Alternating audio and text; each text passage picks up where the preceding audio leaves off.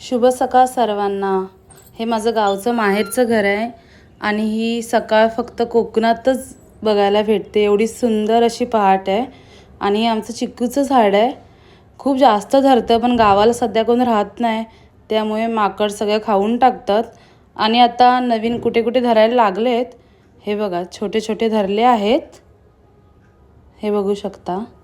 आणि हे फणसाचं झाड आहे, खूप जुनं आहे आणि ते आता सुकून गेलंय। कसं घडाने फणस धरलेत बघा,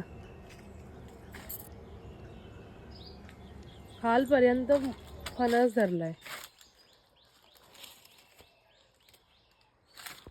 ही आमची विहीर आहे।